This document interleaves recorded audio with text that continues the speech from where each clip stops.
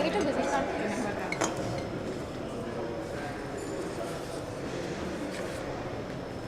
Sent confirmation yesterday. From Space Teleinfra.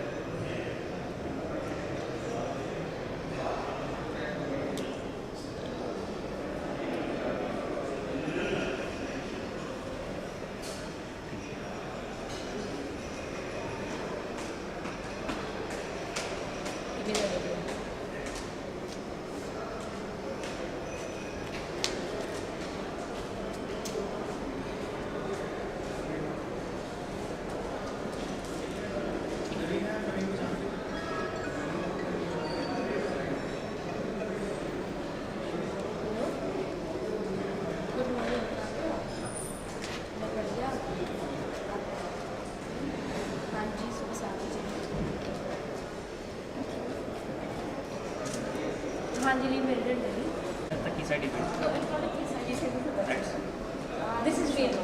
Okay first wing of This is for the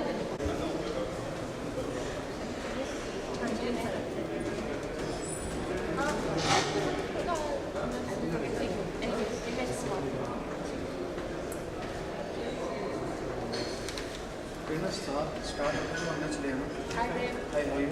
I'm good. You know, 3 table space इधर करवा दो and I did not get that standing.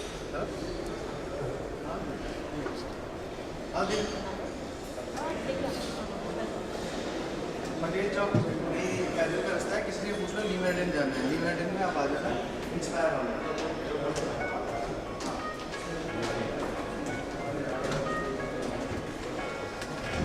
शिवभाई की चाबी आपके पास नहीं. ये दे दीजिए.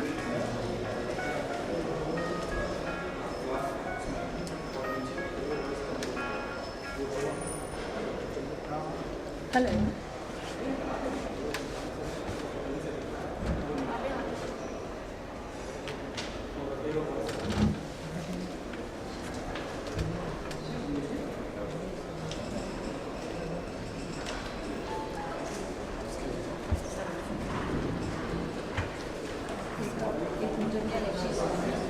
Latest है वर्षन बताइए. मेरे को भी देखना है latest.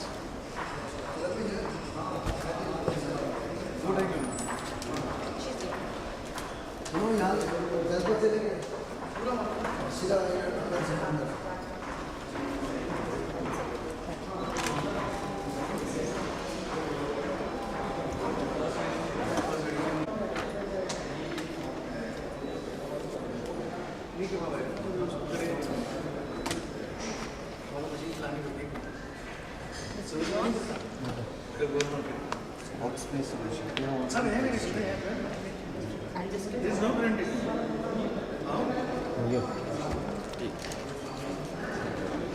कोई फायदा हुआ स्टॉल आने के बाद यहाँ पे आना फिर पैसे लग गए.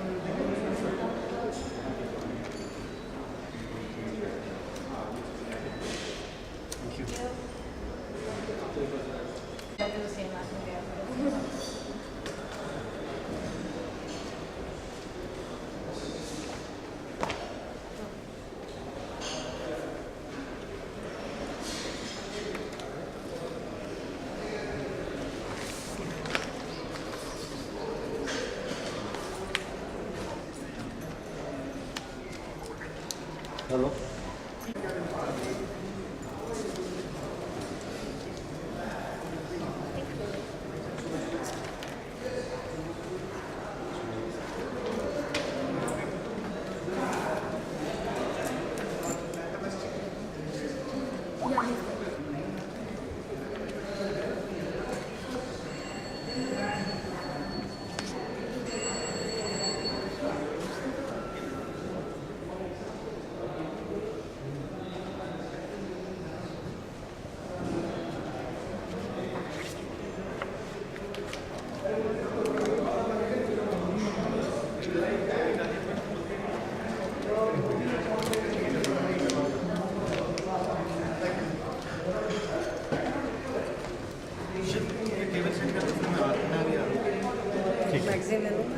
ठीक है, लेटेस्ट चाहिए.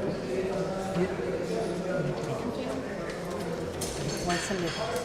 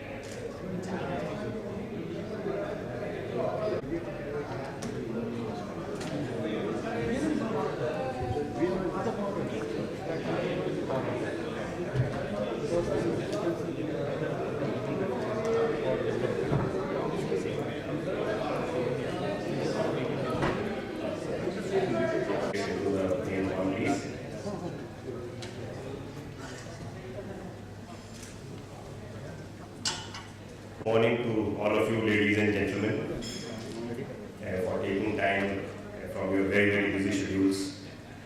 We have a lot of guests and delegates from outside Delhi. Thank you so much for joining us. This is the second conference that we are doing. The first one was in September last year. We have been doing quite a bit of editorial coverage. By the way, sorry, my name is Ibrahim Ahmed and I am the group editor of Voice and Data, and I will anchor the program for the rest of the day. So, this virtual network operators and the associated industry players is something which has been due for a long time, and it's great to see the government of India getting interested in it and taking up a lot of steps to make this happen. And I'm sure it will play its due role in taking telecom and services to every nook and corner, and especially for very, very niche kind of services. We have a very, very packed program, and as I said, this is a very focused kind of a group. I think almost all the people here are either VNO and applicants and licensees, or people who have some stake in the VNO sector. So that way it's a very focused, and like all other programs, we want this program also to be as much interactive as possible, because the objective of getting all these people from all over the country is to make this a session where they can express their concerns, their ideas, their suggestions, their experiences, and we have some very distinguished experts and speakers who can address them. So without really taking too much time, I would like to invite on stage our chief guest this morning, Mr. N. Sivasalam, and he is the Additional Secretary in the Department of Telecom, Government of India. Mr. Sivasalam. I would also like to invite on stage the chairman of the VNO Forum of India, Mr. Shyamal Ghosh, the former IAS officer and the chairperson of VNO Forum, Mr. Ghosh. It's my pleasure to also invite on the dais Mr. T.R. Dua, Director General of TAIPA, and I would also like to invite Mr. Dua, please.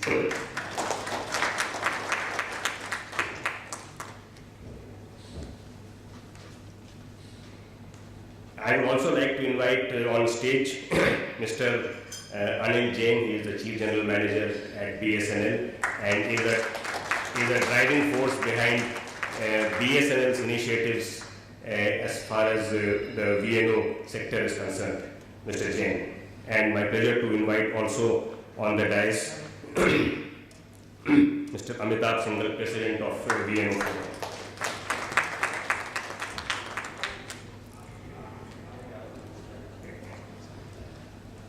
To start the day and to give his opening remarks and address all of you this morning, I would like to invite our chairman, Mr. Shyamal Ghosh, to address all of you. Mr. Ghosh.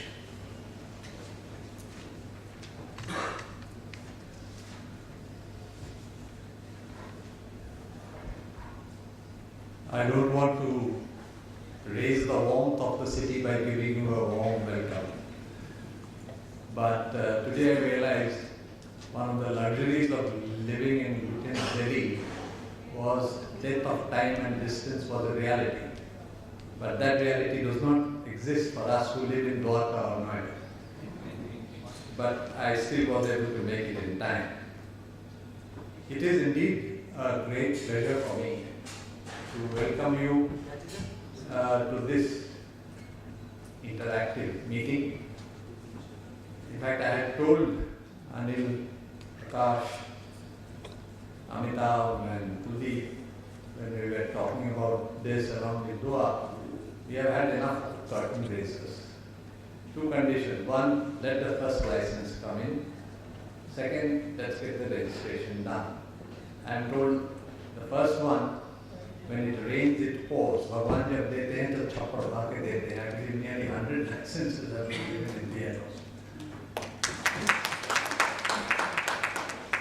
Sorry. That's it.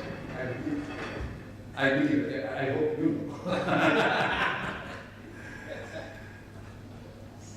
Secondly, it has been a challenge to set up such an organization.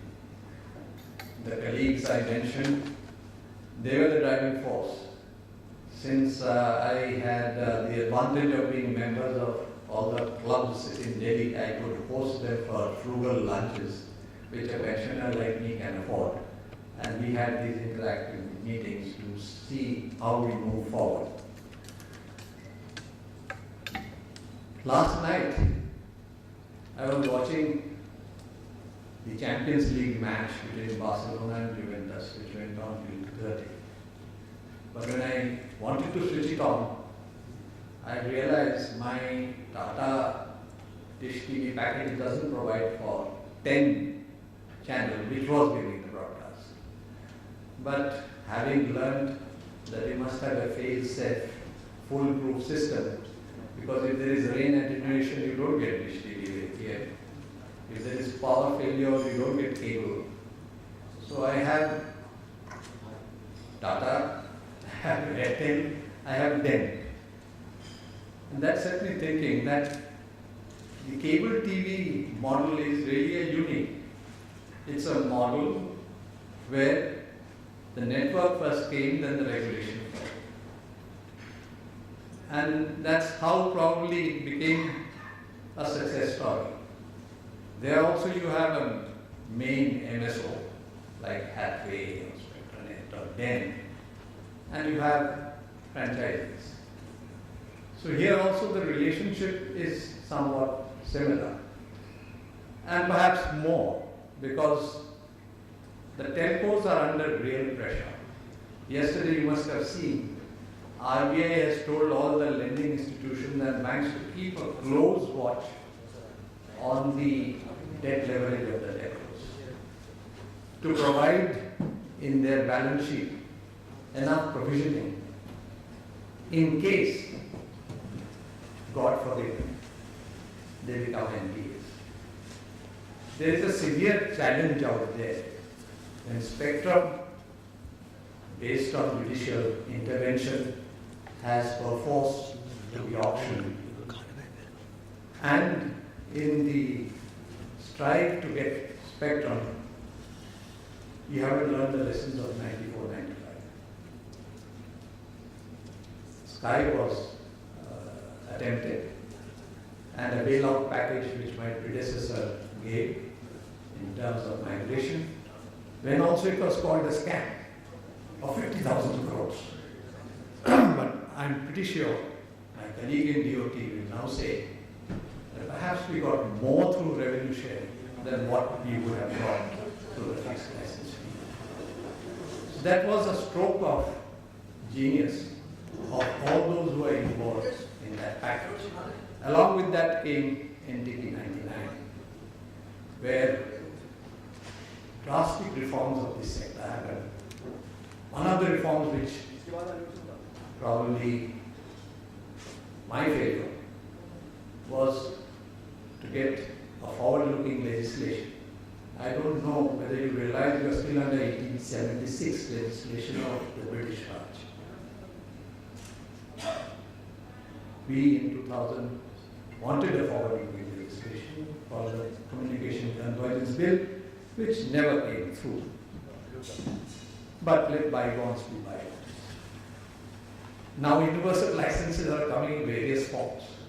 You have a universal license, universal access license. VNO is also supposed to be a universal license.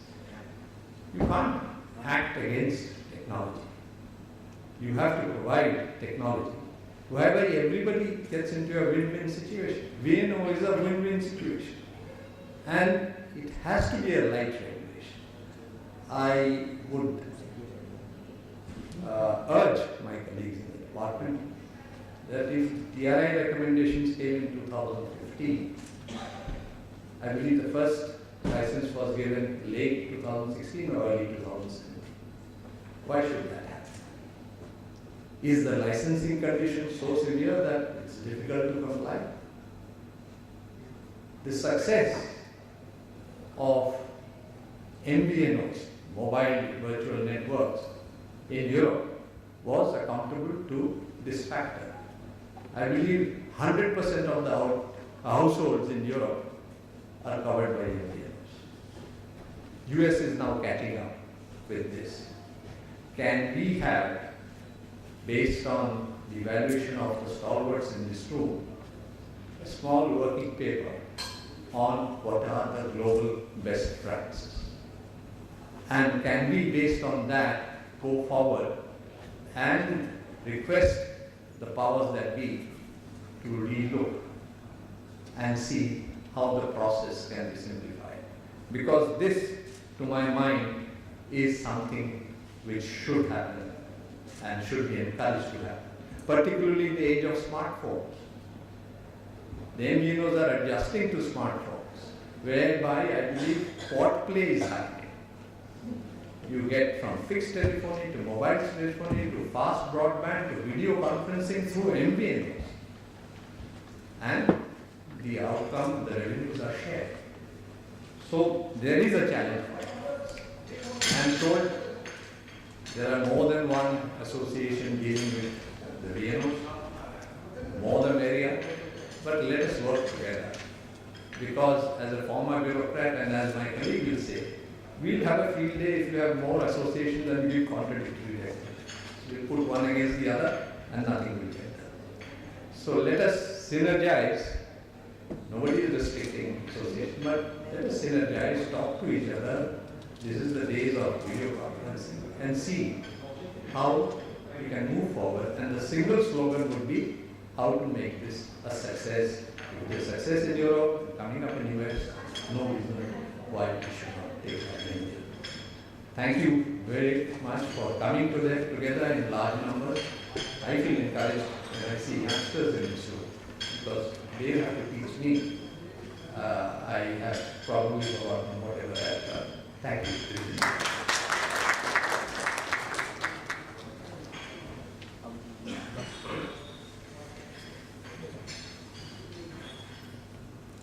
Thank you so much, Mr. Ghosh, and I think very, very wise words of advice, and I'm sure we'll pick up from some of the things that you have said and take it forward. Thank you so much once again.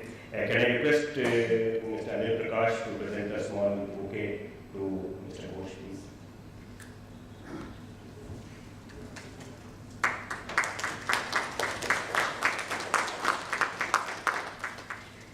I would now like to invite Mr. Amitabh Singhal on for talking to all of us and giving a recap of the last VNO Forum Summit report, which I mentioned in the beginning, was held in September last year. Mr. Singhal.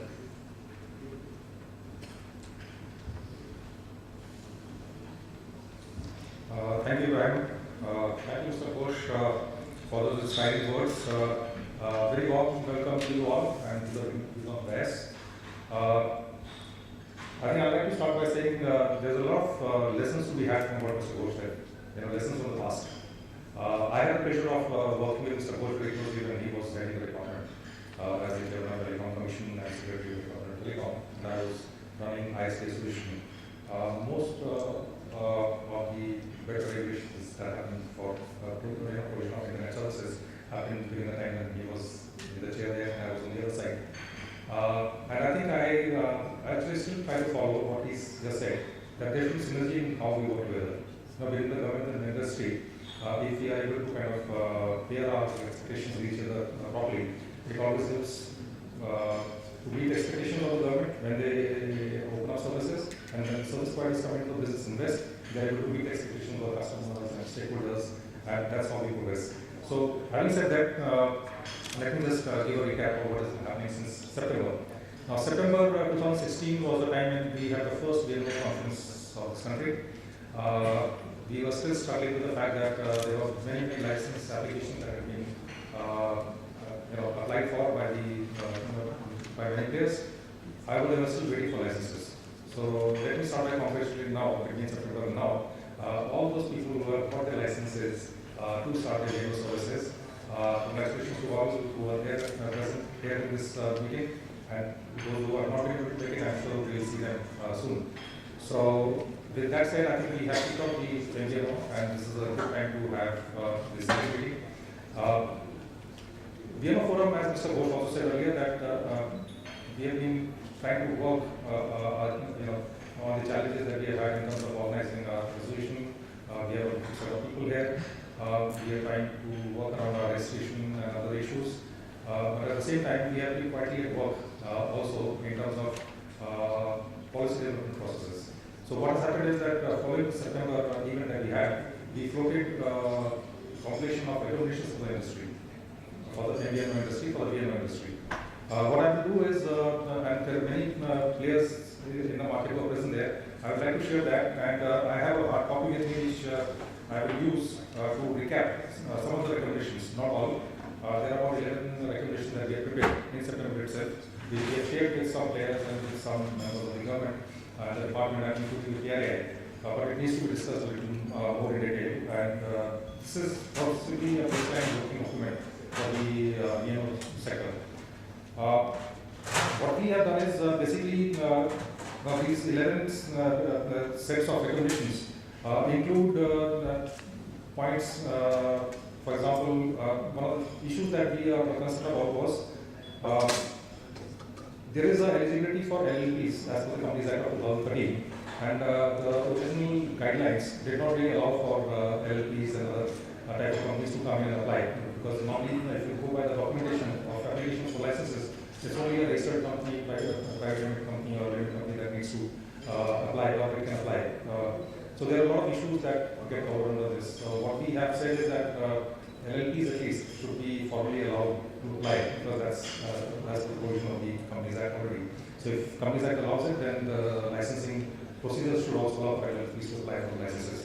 To some extent, this has been rectified with the latest guidelines of the B category VNO licenses, where LLPs are allowed, but I think we need to discuss this more deeply and see how to define this provision. Then we are talking about the FDI. I think 49% is allowed under the FDI rule for VNOs. What we are saying is that there are other sectors which are considerably sensitive enough, but they are still allowed 100%, up to 100% FDI for indirect investment under the automatic route. So under the ease of doing business and everything that we are talking about, a general policy framework of ease of doing business, why don't we have up to 100% FDI for the VNO sector as well? So this is the second part of the recommendation that we have. The other recommendation is about the license fee revenue share, which is 8% for the first year and 10% for the next year. Now, according to us at the VNO Forum, we think that this is a double levy. All the VNOs will work, and it is recognized by the department itself that they are extensions of their service providers, which is the NSP, network service operator, or the telecom company. They're already paying the license fee to set up the network, and VNOs are expected to use this underlying network and the spectrum. So why is it that the VNOs really require to pay a license fee all over again, and without a provision to offset it?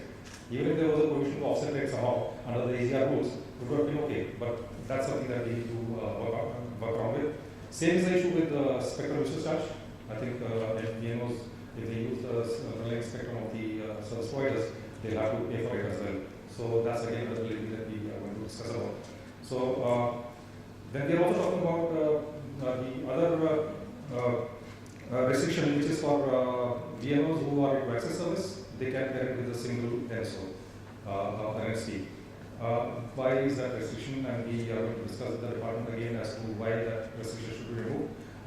Like other service provisions or service operations under the VNO, I think access service providers should also have the right to parent with multiple number of NSPs for many reasons. One reason I would say is to increase competitiveness between the service providers. They can have a choice. If there's something that goes wrong between the VNO and the NSP, we can actually then depend on the alternative NSPs. So that restriction should also be looked at, at least. License fee issue is also one thing that we talk about in terms of aggregating whole business, 7.5 crores from one year SSC. I think that's one more discussion point that we have. I'm not going to make it, we can always discuss this. This is a work in progress, but this is an issue which we have flagged. Then there is also an important issue that we will talk about is, and from my experience in the last 25 years in the telecom sector, there's been always this issue about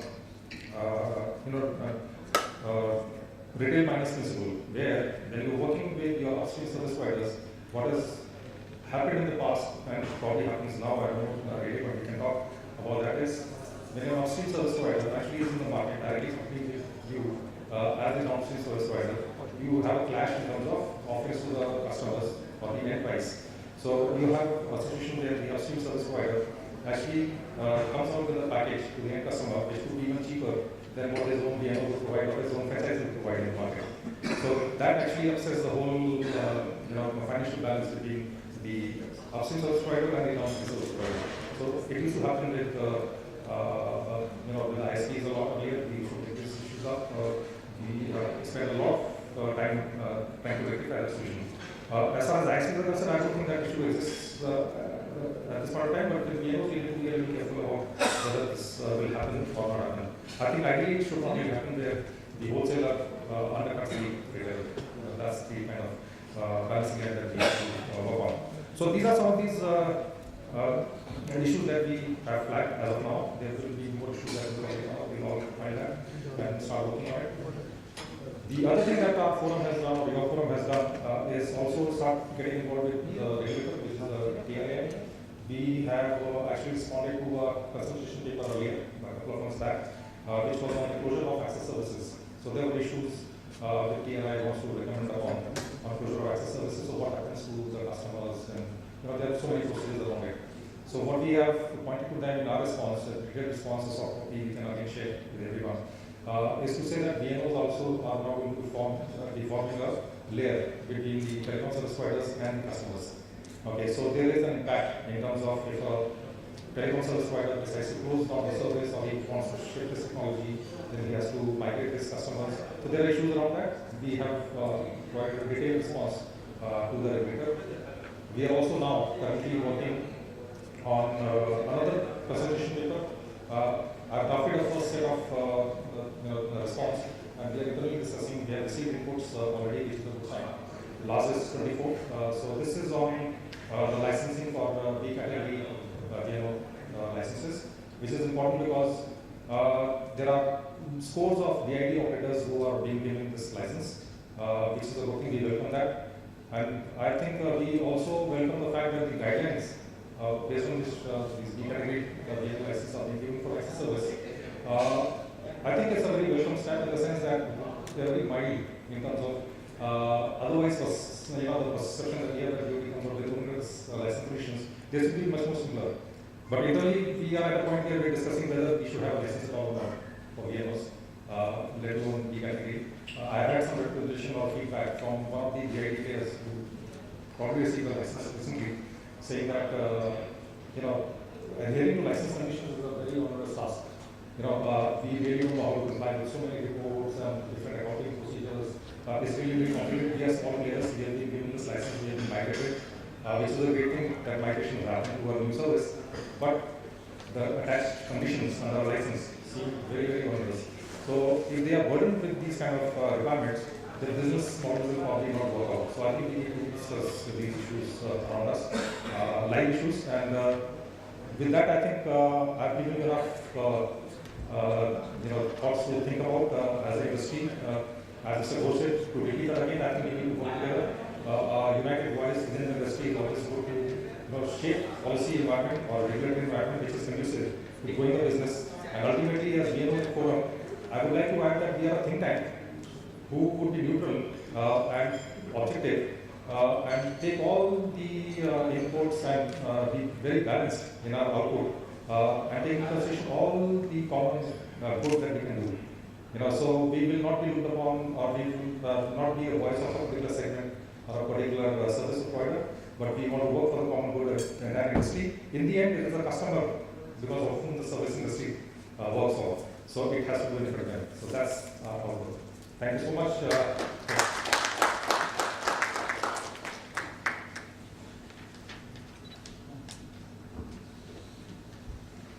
Thanks a lot, Amitabh, and I think very, very carefully as well as very articulately put the points that we have sort of got in the last few months' time. And I'm sure the policy makers are here, the players are here. I'm sure it's going to be very, very helpful for everybody as we move on. I'd like to invite our next speaker, Mr. T.R. Dua, Director General, DIPA, to share his views. Mr. Dua.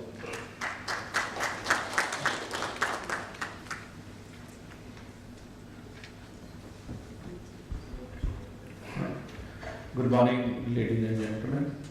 And I won't say warm welcome, I just say welcome. Is that correct, Mr. Ghosh? I just say welcome, not warm welcome. Okay. I think the VNO story is not a new story, as I know, coming back from the cellular background. It started way back in 90s, and on one pretext or the other, it was being avoided. Maybe right in the beginning, that the ecosystem or the infrastructure is yet to develop. There were vested interests who kept it pending. There were also many delays with that. And finally, I think 2015, the regulator did come out with a recommendation, and I think more than 1.5 years, the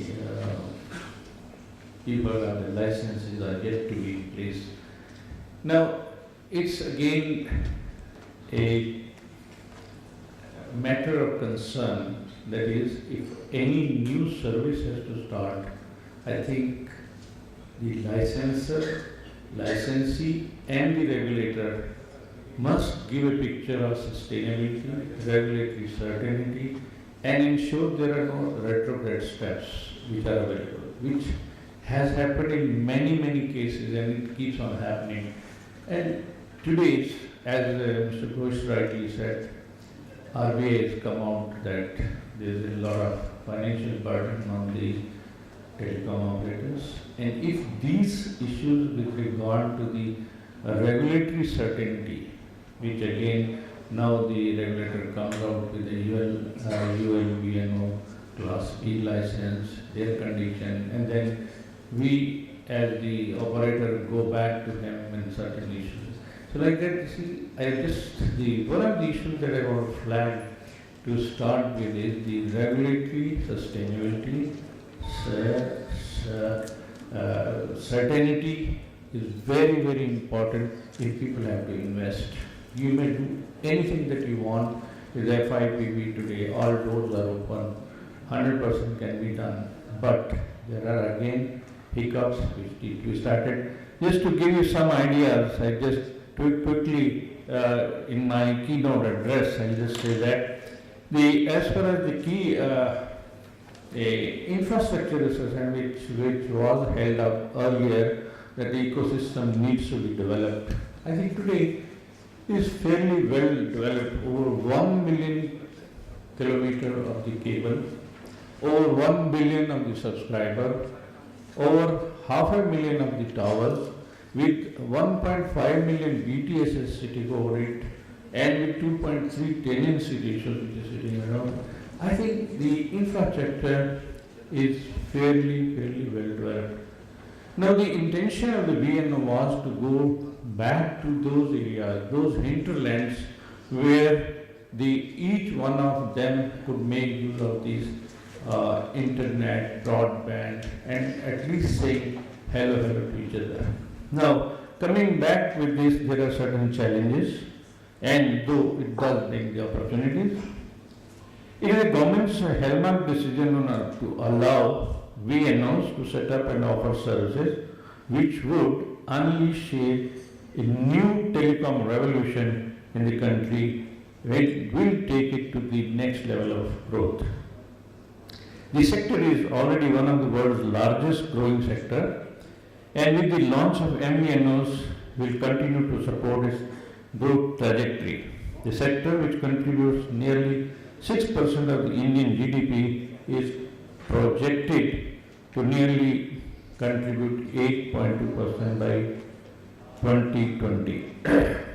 VNO launch in India, it represents, maybe the licensees would have done this work much better than me, is a 4 billion business opportunity for the sector. This scope is immense in Tier 2 and Tier 3 cities. Tier 1 is already, all the metros, they have over 100% teledensity. Most of them have 2 to 3 telephones. Most of them have access to internet. Most of them have access to government. The immense scope exists in the Tier 2 and Tier 3 towns, as Tier 1 cities are more or less saturated. I don't think more or less, more than saturated. Thus, the potential of VNOs in India is huge, as it is one of the fastest growing telecom market across the world, and rural areas still not fully penetrated. There are many reasons for which they are not penetrated. VNO model in Europe, which has proven to be successful, has led to more than 100% penetration, and same is possible to replicate in India in the same hinterlands or the rural areas where telecommunication or the telepenetration is still less than 50%. MNO regimes will bring a lot of opportunities for different sectors. Maybe it is FMCG companies, or maybe any other company who wanting to get into this. Public sector operators can utilize this opportunity to increase their penetration, as they have required infrastructure which is still lying unused on those Tier 2 and Tier 3 cities. The issuance of VNO licenses will support in achieving the ambitions. Now, what is that the government will gain out of it, and the government is going to gain out of it, is the issuance of the VNO licenses will support to achieve those ambitious visions, or like Digital India, Smart Cities, and will also facilitate inclusive development. VNO licenses open up as an opportunity to leverage digital financial inclusion initiative using many of those Jan Dhan and mobile services to offer differentiated services to the end consumer. Besides that, it will facilitate data, communication and financial inclusion deeper and wider across rural and urban landscape of the country.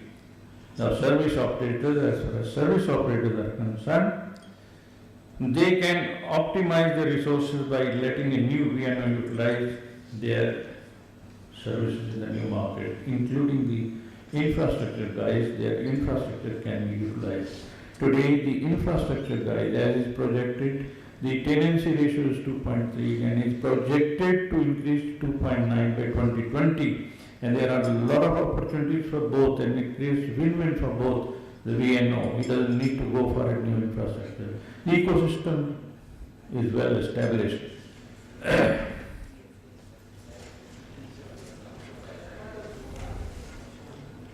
Further, as there is no requirement of VNO to set up their own infrastructure, the underlying network infrastructure can be used to support the services of the VNO, besides the new rollout of the telecom infrastructure services to be created. The IPs will play a prime role in enabling services offered by a VNO. As I said, and as the model which was emulated in, I think, 2000 was a sharing model, which is one of the first of its kind which was done in India. And the model has been emulated globally. I think the first time it was done in India is the sharing model, which had many advantages. The time to go to market was reduced, the OPEX was reduced, CAPEX was reduced. All that advantages, beside saving the aesthetics, this sharing model has proven a success. Recently, in one of the conferences in Singapore, it was highlighted that India was the first one to evolve this sharing model, and is being emulated now world over. The proliferation of the telecom services will require network expansion and will lead to rollout of new sites and additions in tenancy. The towers are projected to grow, as we got this study done, is around 5 to 6% of the CAGR in the next few years, and would cross more than 500,000 mark by 2020. Now, coming back to this, the infrastructure are the potential enablers for the VNOs who can utilize these towers and necessary infrastructure and tide over some of the challenges and create those opportunities for the new VNOs. With that, I would like to end this with a very warm welcome. Thank you so much.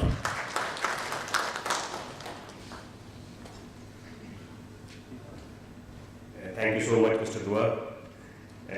Yes, I think you have very rightly pointed out the kind of interest it has generated. I am aware of organizations like large religious institutions, metro companies, retail companies, value-added service companies, TV broadcasting channels showing interest in the VNO services. I am sure as the ecosystem starts building up and the industry matures, I'm sure they will also get in and contribute in whatever they will. Thank you so much. Can I request Mr. Amitabh Singhal, President of the VNO Forum, to present a small bouquet to Mr. Dua, please.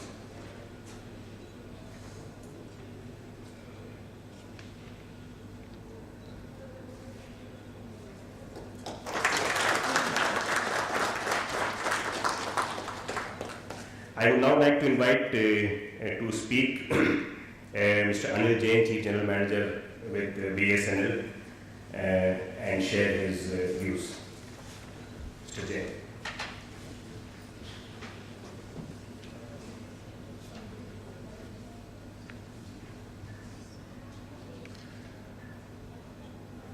Respected host sir, respected Shivasenan sir, my friends Mr. T.R. Dua, Amitabh Bachchan, Amitabh Singhal, especially Amitabh Bachchan of VNO form,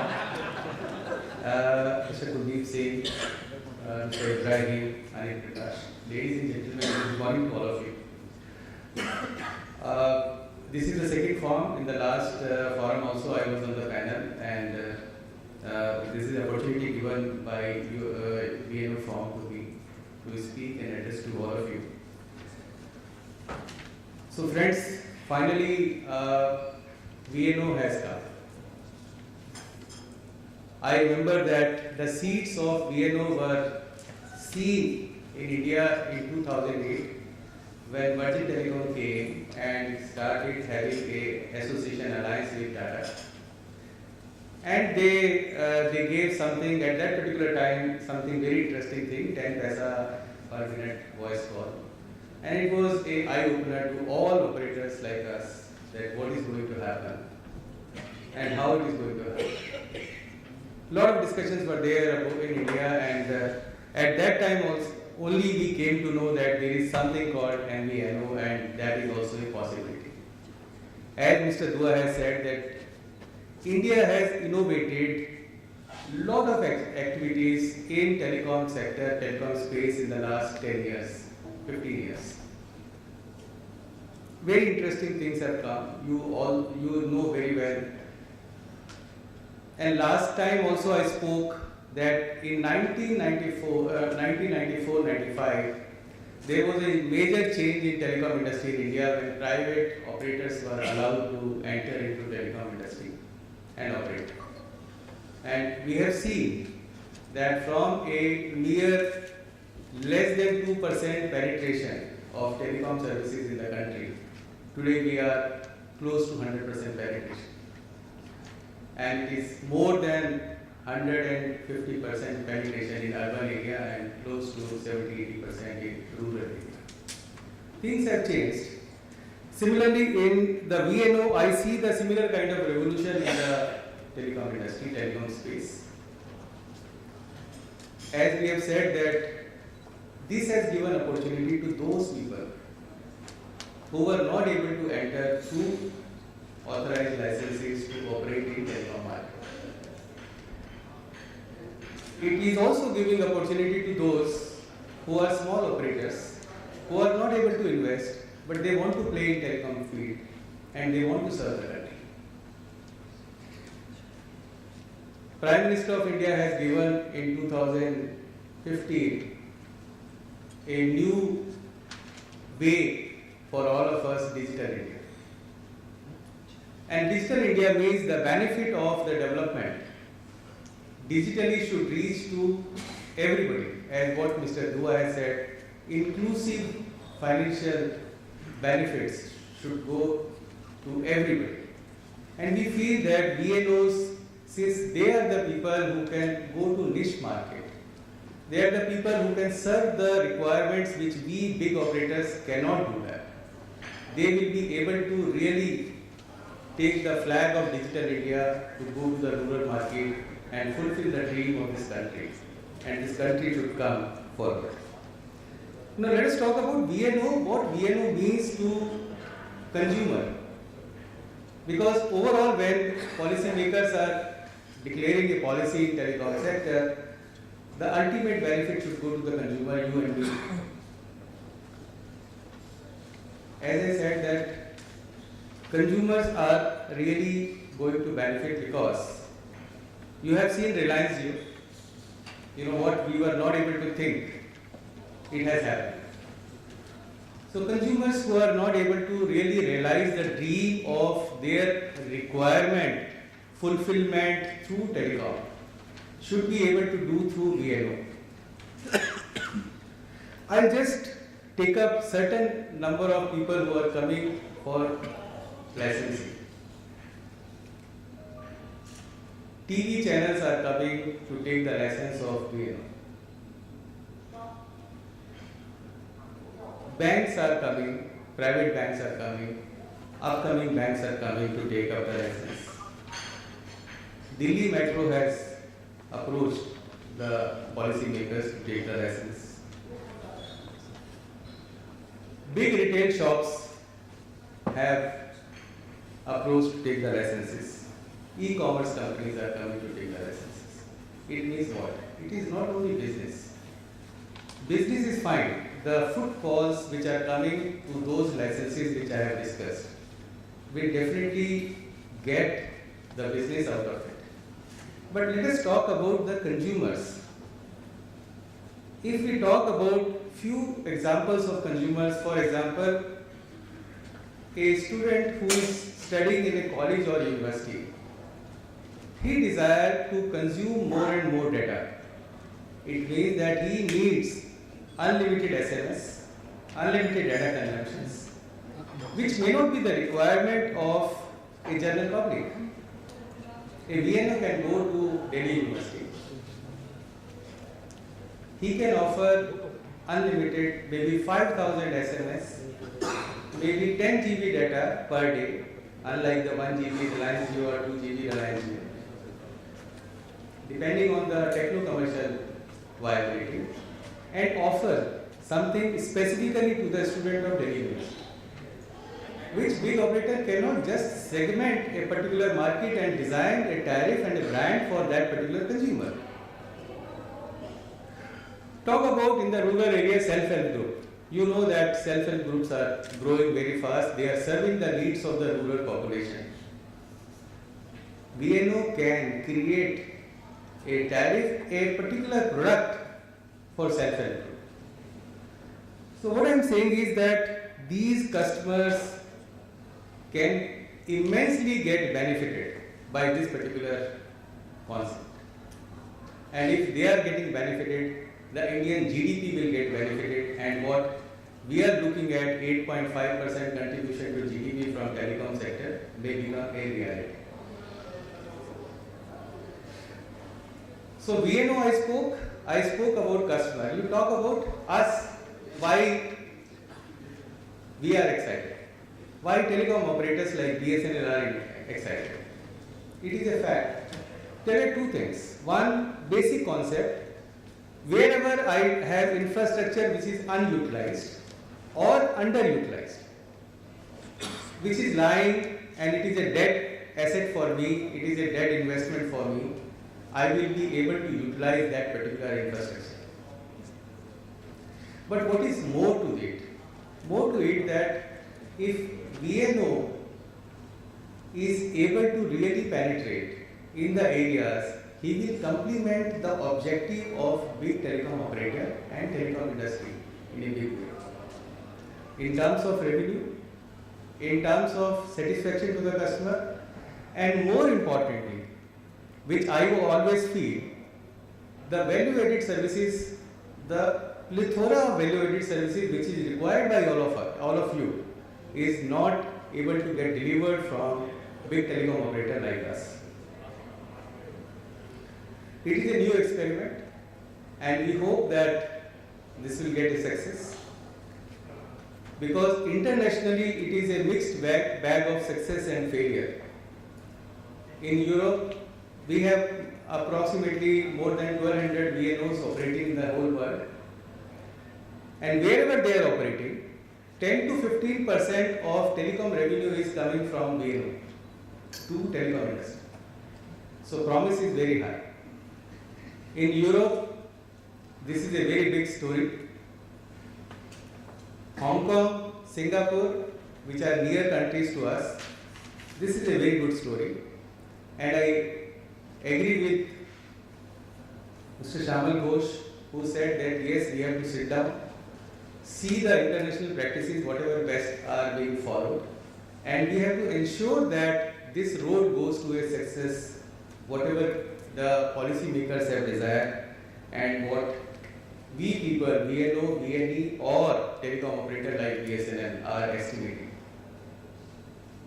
BSNL is ready for welcoming the VNOs and VNEs as we promised in the last conference in September 2016.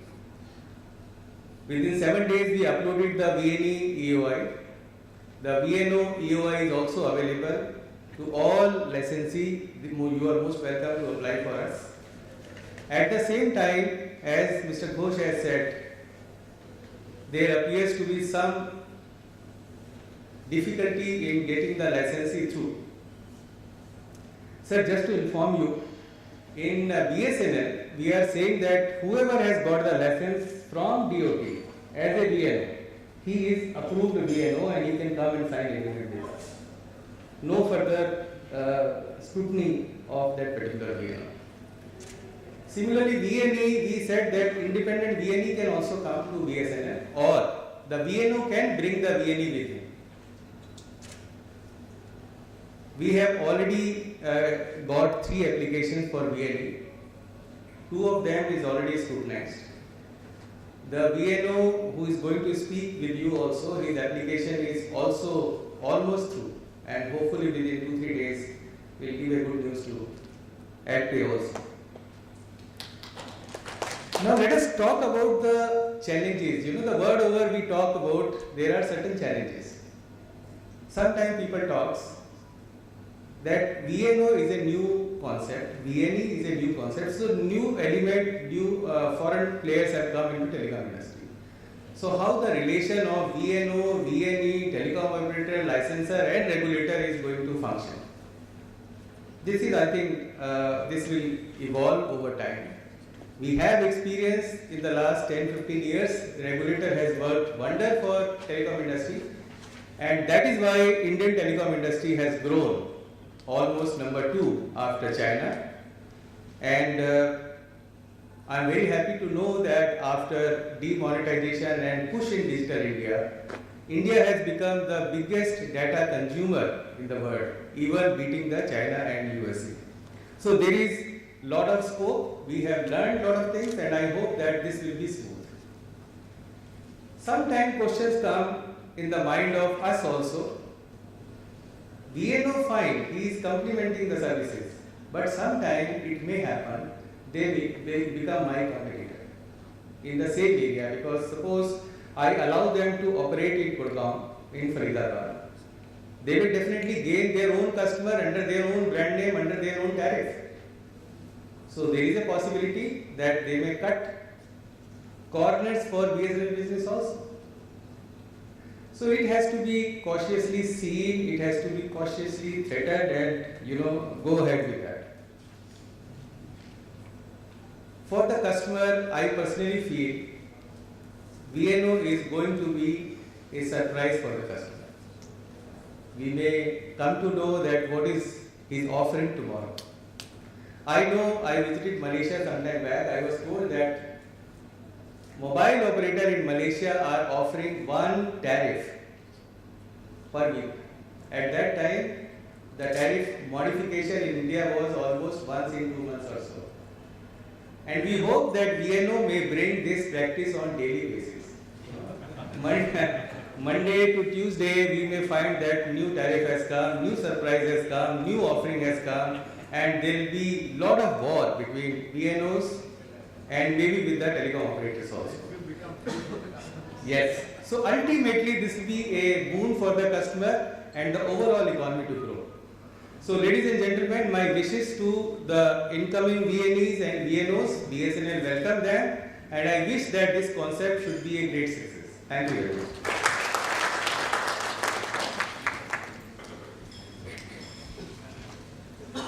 Thank you, Mr. Jain, for these very encouraging words, and I'm sure BSNL has taken the lead there, and I'm sure it will set example for some of the other operators also to get into.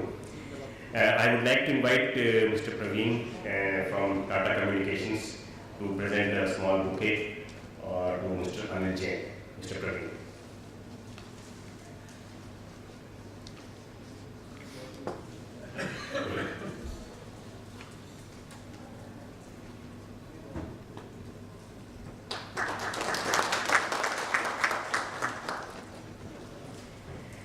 Before I invite Mr. Sivasalam, our chief guest for the day, to come and deliver his address, there is a small news, but a very, very important announcement from our side in that sense. We have with us the first VNO service provider who has been very, very active, and I think he's taken this very courageous step, and he's launched his services. I would like to invite on stage Mr.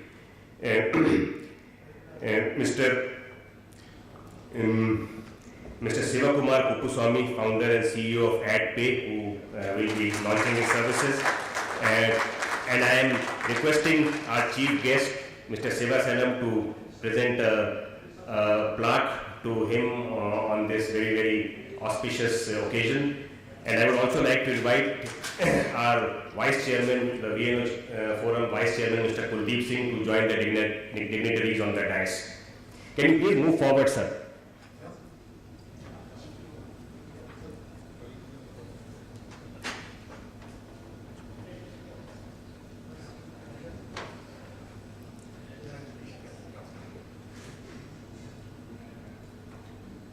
So a big round of applause for Mr. Kuppuswamy and Aero Voice.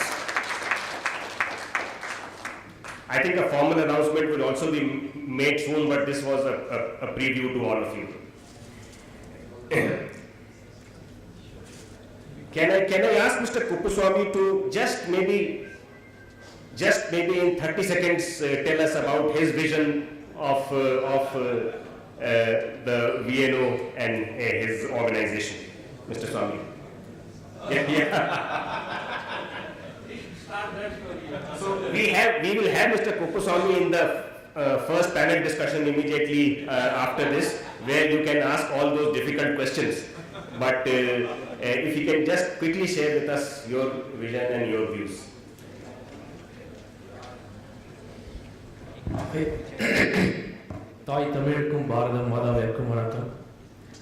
Good morning, and everybody.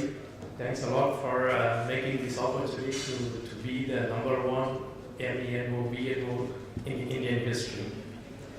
To see the challenges, always what we think is customers solve the challenges.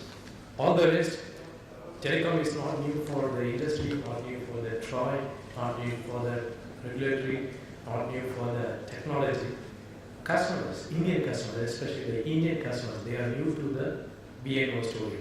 that's the biggest challenge what we see from VNO model. And back to the regulatory and licensing, I'm pretty happy, I'm pretty surprised because I'm based on Swiss and Swiss NRI, and I handling a lot of VNOs and MNOs in whole Europe. India is quite fast in this dual VNO. Getting this much of population, this much of bureaucracies, this much of hierarchies and the systems. When I came, to India to apply the license, everything was set clear for me. Even though there are some small things needs to be changed, always everything needs some changes. That's okay. But to take off, it was so quiet, and there I don't see a challenges. But till 7th of December last year, we got our first license. I thought of launching the service on January 14th, then February 14th. Then finally I made it on the team and the whole people made it on April 14th as a soft launch. Coming New Year, it's an auspicious day for us. And anyway, I wanted to launch it. And I was quite surprised on the day. I never expected few customers who is going to sign for the ISP. On the day itself, 7 customers already signed, and I got the payment also for the whole year. I was quite surprised. And on the same day also we launched an international SIM card. Already 2 people bought it and traveled abroad. So the market, that gave me a great confidence to approach the market. Yes, we have to see Jio coming with a lot of offers, aggressive offers. Even BSNL is coming with aggressive offers. I was pretty shocked how I'm going to handle this competition world. Then I went back to the strategy and the basics. The basics for VNO is VNO has its own space, MNO has its own space. Don't mix the things. Because untapped market and segmentation of the market, as previously people said here. VNO has their own space, go and play in their own space, don't mess it around with the MNO space. MNO cannot enter into the space of VNO, that's so hard for their big volume, market strategy, everything is big. They cannot make a fast decision to change the strategy. So there we wanted to be the #1 successful VNO. Aero Voice is our brand. We wanted to take the opportunity and be the #1, to be too near to the customer, give the quality service to the customer. I hope and the Troy and the regulatory and DOD, BSL, everybody will be helping us, especially the VNO forum is so great because that gives us voice to take it further. Okay, I don't want to take more time. Thank you all for giving the opportunity. Thank you for this reward. It gives more motivation for me. Thank you all.